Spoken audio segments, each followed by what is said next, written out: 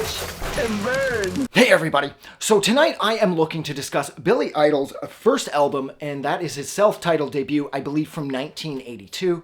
This comes as a direct result of a comment that I got from somebody, should be up on the screen now, assuming I was able to find it, discussing or asking if whether or not I would talk about Billy Idol's first few albums, which I do know. I know everything up until Whiplash Smile, and unfortunately Cyberpunk, which comes a couple albums after Whiplash Smile. So I was going to get to these regardless, but then once I got the comment and they asked if I could, I figured why not, right? Because Billy Idol's a cool guy. But his songs run a little long.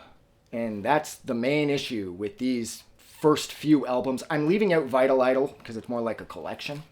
So, I mean, Billy Idol exists in such a weird place musically. He came up, honestly, through like the British punk rock thing with Generation X. And then he kind of got into more like an American rock sound all of a sudden. Like Billy Idol, it's like he's the most perfect poser. Because I'm not saying a poser to knock him, but it's like he was always putting on a pose and he knew it. And that sort of made it okay because he was ridiculously good looking. He had like model good looks and he knew it.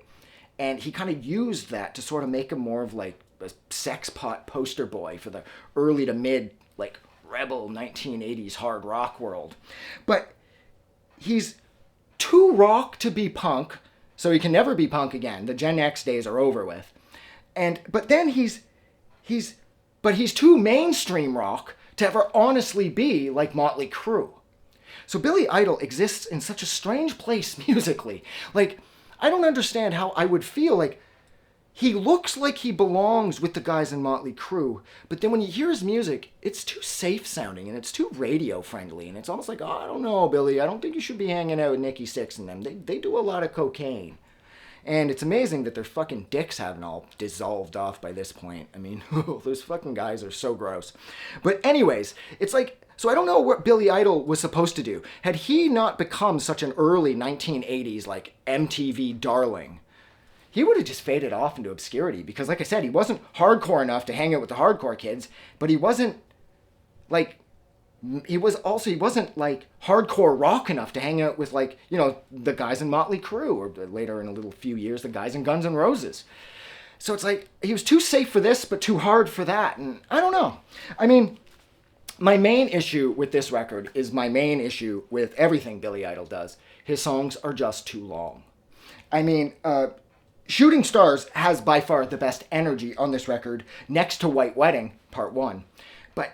The tracks just run at least a minute, sometimes 2 minutes too long. I mean, my favorite songs on here are Come On, Love Calling, a cool song, too long again. What else? A Hole in the Wall, White Wedding, and Shooting Stars, I think overall would be my absolute favorite tracks. But again, they just run too long.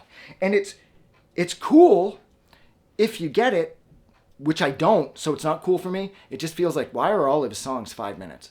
It doesn't make sense. This guy came from like a punk rock pedigree, and all of his songs are 5 minutes long.